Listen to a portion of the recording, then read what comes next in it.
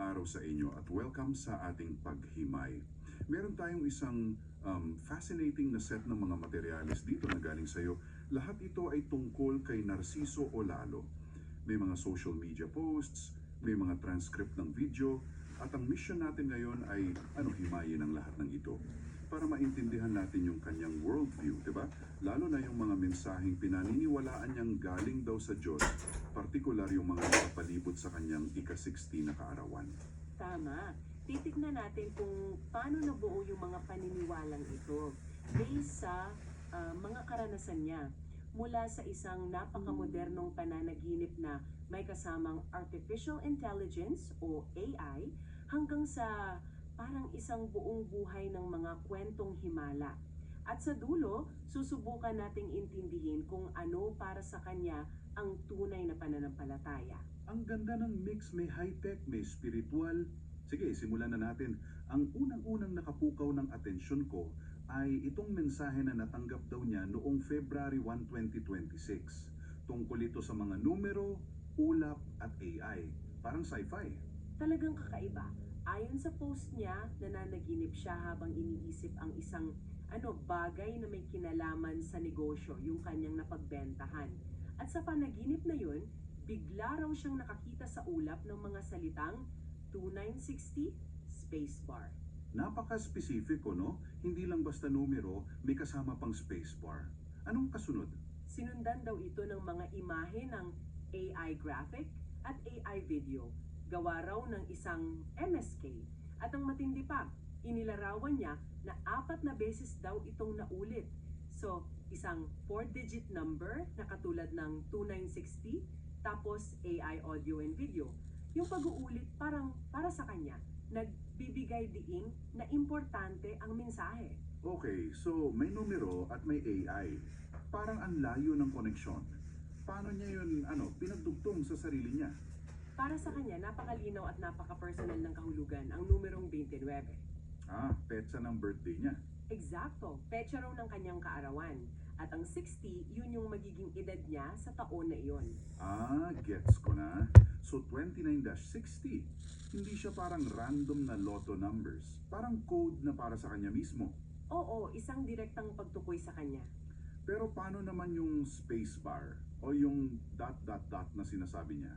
Yun naman daw ay sumisimbolo sa kumbaga mahabang paglalakbay na narating na niya sa buhay.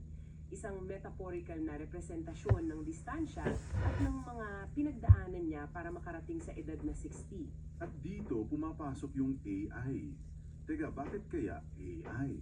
Sa lahat ng pwedeng gamitin ng Diyos na imagery, bakit isang bagay na high-tech at very current? Parang sinasabi na ang mensahe ay hindi luma, di ba? Kundi para sa kasalukuyan at sa hinaharap. Eksakto. Ganun na ganun ang interpretasyon niya. Umabot na raw siya sa henerasyon ng AI. At naniniwala siyang ginagamit ng Diyos ang mismong teknolohiyang ito, pati na ang kanyang katawan, bilang instrumento. Para maipahayag yung mga mensahe. Oo, na panahon, ika nga. At dito niya rin idinugtong ang isang matinding komento tungkol sa pagkakaiba niya sa iba. Ano yun? Sinabi niya na siya raw ay tumanda na may pinagtandaan, may narating. Ikinumpara niya ito sa mga taong sa tingin niya ay tumanda ng paurong. Paurong. Sinong tinutukoy niya doon? Based sa konteksto ng mga sinulat niya, ang tinutukoy niya ay yung mga nananatili sa organisadong relihiyon, kahit na may mga aligasyon o issue laban sa mga pari at pastor. Wow. So, para sa kanya, ang pag-abante ay ang pag-alis sa mga lumang sistema at pagyakap sa isang mas direktang koneksyon. Samantalang para sa iba naman, yung pananatili sa simbahan, pwedeng ituring na test of faith yun, di ba? Magkaiba ng pananaw. Tumpak. At itong ideya ng direktang mensahe ay hindi nag-iisa. May isa pa. Ilang araw bago mismo ang kaarawan niya, noong Enero 29, Ano namang nangyari dito? parang may humihila sa kanyang matulog. At sa pagkakatulog niyang yon, nakita siya ng isang matangkad na babaeng nakatalikod na parang paalis. Habang nag-iisip siya kung saan ito pupunta, narinig daw niya ang boses ng Diyos na nagsasabing mamili siya para ipaghanda ka niya sa birthday mo. Mamili siya para ipaghanda ka niya. Okay, isa na ang palisipan. At nagkaroon ba ito ng Sa totoong buhay? Nagkaroon daw, mayroon siyang inaasahan na gagawin ng isa sa kanyang mga kasama at sa isang pag-uusap, kinonfirma ng isang babae na tinatawag niyang Miss K na gumawa nga siya ng mga AI graphics bilang regalo. Ah, so yun na yun. Para kay G o Lalo, yun na yun. Yun ang katuparan ng mensahe. Ang pamamili ng babae sa panaginip ay ang paglikha ni Miss K ng mga AI graphics bilang paghahanda sa birthday niya. At yung mga ganitong karanasan, no? Kung saan lang isang tila random na panangit ay nagkakaroon ng konkretong katuparan, yun ang lalong nagpapatibay ng paniniwala niya. Oo, parang bawat pangyayari ay isang confirmation na may direktang komunikasyon na nagaganap. So yung panaginip about AI, parang ang specific. Pero base sa mga material na sinend mo, hindi pala ito yung unang beses na may nangyaring kakaiba sa buhay niya. In fact, ang buong buhay niya pala ay tila isang mahabang serye ng mga ganitong pangyayari. Tama ka dyan. Para lubos na maunawaan kung bakit ganito katibay yung pundasyon ng paniniwala niya, kailangan nating balikan ang simula. Magsimula tayo noong 5 taong gulang pa lang siya. Sige, anong nangyari nun? Nagkasakit siya ng malubha. Namagaraw ang buong katawan niya at umabot sa puntong nabulag siya. Grabe, 5 years old. Oo. Tapos sa isang liblib na lugar sila nakatira noon malayo sa mga ospital, isang araw may dumating na isang misteryosong bulag na manggagamot. Sa loob lang daw ng 3 araw, pinagaling siya nito. Wow! At anong hininging bayad? Yun ang isa pang kakaibang detalye. Ang tanging bayad na hiningi ng manggagamot ay isang ukulele. Isang ukulele? Oo, nagawa ng kanyang ama. Sa pagbabalik tanaw ni Gio Lalo ngayon, naniniwala siyang ang manggagamot na iyon ay ang Diyos na nagkatawang tao para pagalingin siya. Sunod-sunod na pala talaga. Nabanggit niya sa sources na nung nasa Bohol sila, muntik na siyang himatayon sa gutom, pero may biglang nagligtas. Tapos meron ding insidente na nakainom siya ng gas nung bata pero walang nangyaring masama. Tila ba may invisible safety net na laging sumasalo sa kanya, no? At hindi ito natapos sa pagkabata. Pagdating niya ng edad na 25, na-stroke daw ang kalahati ng kanyang katawan. Oh, Pero sa halip na magpa-ospital, gumaling daw siya sa pamamagitan lamang ng pagpunas ng tubig. Nagkaroon din siya ng hepatitis na sinabi mismo ng doktor na walang lunas, pero naniniwala siyang gumaling sa pag-inom lang ng tubig ng buko. kapansin-pansin dito ang isang pattern. Mula sa paggaling sa stroke, sa pamamagitan lang ng tubig, hanggang sa pag-inom ng buko para sa hepatitis. Paulit-ulit niyang tinatalikuran ang konbensyonal na solusyon. Doktor, ospital, tila ba ang pag-reject sa sistema ay hindi lang sa relihiyon, kundi sa buong paraan niya ng pagtingin sa mundo. Napakagandang obserbasyon yan. Para sa kanya, lahat ay dapat direkta mula sa Diyos, walang institusyon na namamagitan, mapamedisina man o relihiyon. At lalo pa itong naging malinaw sa isa pang karanasan niya. May isang pagkakataon daw na nangitim ang buong katawan niya. At ang lunas, yung cleansing diet ni Erne Barona na kasamang ang pagkain ng uling. Teka, kumain ng uling? Literal na charcoal? Okay, that's definitely not in any medical textbook. Pinapakita nito ang talagang bukas siya sa kahit anong paraan, gaano man ka-unorthodox. Pero sa lahat ng mga kwento niya, may isa na talagang pinakadramatiko at masasabi nating isang turning point. Ito yung insidente sa bus. Ah, oo, nabasa ko to. Grabe to. Ilang taon daw matapos silang ikasal ng kanyang asawa? Tama, sasakay dapat sila sa isang lipunan bus. Ayon sa kwento niya, nasa harap niya mismo ang bus, handa ng sakyan pero hindi raw niya ito makita. Hindi makita. Paanong Sa kanila ng kanyang asawa, dahil sa hindi niya makita ang bus, naiwan sila at napilitang sumakay sa kasunod na bachelor bus. grabe yan? Imagine mo yung pakiramdam na yun. Nag-aaway kayo ng asawa mo dahil sa isang bagay na hindi mo maipaliwanag. Tapos, habang nasa biyahe, Eksakto, habang nasa biyahe, nakita nilang nahulog sa bangin ang mismong lipunan bus na dapat ay sinakyan nila. seryoso? Lahat ng pasahero namatay. Goosebumps. Isang pagtatalo lang ang pagitan nila sa trahedya. That would change anyone's perspective on life.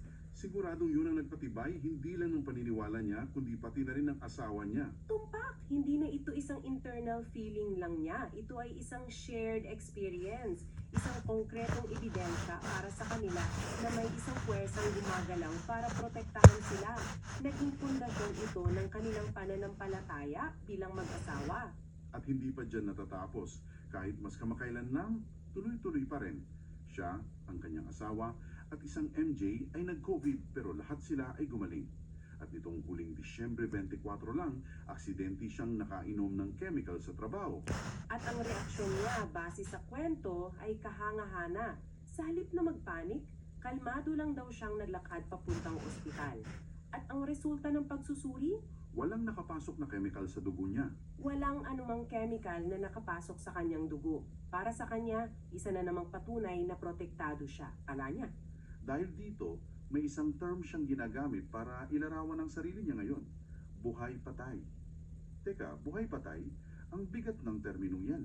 Para sa kanya, ibig sabihin ba nito ay parang astral projection o mas malalim pa na ang pisikal na katawan niya ay instrumento na lang? Mas malapit sa pangalawa. Sa pagkakaintindi niya, kapag siya ay natutulog, ang kanyang espiritu raw ay lumalabas sa katawan. Dahil sa dami ng beses na iniligtas siya mula sa bingit ng kamatayan, para sa kanya, ang pisikal niyang buhay ay bonus na lang. Ang tunay na siya ay gumagalaw na sa ibang dimensyon. Ito raw ang nagbibigay sa kanya ng lakas at ng mas malalim na pangunawa. Okay, malinaw na ngayon. Mula sa mga himala hanggang sa mga mensahe sa panaginip, lahat ay nagtuturo sa isang konklusyon para sa kanya. So ano yung bottom line? Ano ang pangunahing aral o misyon na nais niyang iparating sa iba base sa lahat ng ito? Kung susumahin natin ang lahat ng material na ibinahagi mo, ang kanyang pangunahing aral ay ang pagtalikod sa organisadong relihiyon. Napakalinaw sa kanyang mga pahayag na para sa kanya, ang kaligtasan ay hindi matatagpuan sa loob ng simbahan. Hindi sa paulit-ulit na pagdadasal, sa pagbabasa ng Biblia o sa pagsunod sa mga ritual. At partikular niyang tinutuligsa yung konsepto ng abuloy, di ba? Oo, para sa kanya, ang pag-aabuloy sa mga pari at pastor ay isang paraan ng pagpayag na pagkakitaan ng Diyos. Isang komersyalisasyon ng pananampalataya na lubos niyang tinututulan. Kung gayon, kung wala sa relihiyon ng kaligtasan, nasaan ito ayon sa kanya? Ang sagot niya ay simple lang at nakatuon sa praktikal na pamumuhay. Ang kaligtasan daw ay nasa paggawa lang ng ikabubuti sa kapwa at sa pangangalaga sa lahat ng nilikha ng Diyos. Yun lang. So, very practical yung approach niya. Less on rituals, more on daily actions. Ang ating pakikitungo sa ibang tao at sa kalikasan, yun ang tunay na basihan, hindi ang pagsunod sa mga doktrina. Ganun na nga. At sa misyon na ito, nakikita niya ang kanyang sarili na may natatanging papel. Dahil sa lahat ng kanyang pinagdaanan, naniniwala siyang siya ang number 1 na pinili ng Diyos. Number 1, Oo, siya raw ang nag-iisang nagtatanggol sa Diyos laban sa mga sistemang panrelihiyon na sa tingin niya ay mali. at meron pa siyang binanggit na power of mind. Paano niya ito inilarawan? Sinasabi niya na meron daw siyang power of mind na bigay ng Diyos. At ito raw ang dahilan kung bakit hindi siya kayang harapin o lapitan ng mga pare o pastor. Sa kanyang pananaw, ang direktang komunikasyon niya sa Diyos at ang mga ebidensya ng himala sa kanyang buhay, yun ang nagbibigay sa kanya ng otoridad na hindi kayang tapatan ng sino mang nakabase lang sa libro o doktrina. Grabe. Mula sa mga numero sa ulap at ang pagpapasok ng AI hanggang sa sunod-sunod na mga karanasan na halos hindi ka panipaniwala, nakita natin kung paano nabuo ang isang napakatibay at napaka-personal na sistema ng paniniwala ni Olalulo. Bawat kwento ay isang piyesa na bumubuo sa malaking larawan ng kanyang pagkatao at misyon. Tama. Ang mga pinagdaanan niyang ito ang nagsisilbing ebidensya para sa kanya na ang bawat pagsubok na kanyang nalampasan ay hindi tsamba o swerte lang. Para sa kanya, ito ay isang sadyang pagkilos ng Diyos na may mas malalim na layunin. Isang misyon na ipinapagawa sa kanya ngayon sa kanyang pagtanda sa panahon ng AI. At dito may iwan ang isang tanong para sa ating lahat, para pag-isipan. Sinasabi sa material na ang tunay na kabanalan o kaligtasan ay hindi raw sa mga ritual, kundi sa ating mga araw-araw na gawa, sa pakikitungo sa kapwa at sa kalikasan. Kung iisipin natin, no, paano kaya magbabago ang isang lipunan kung ang pangunahing batayan ng pagiging mabuti ay ang mga kilos na nakikita at nararamdaman sa araw-araw, sa halip na pagsunod lamang sa mga nakasulat na doktrina?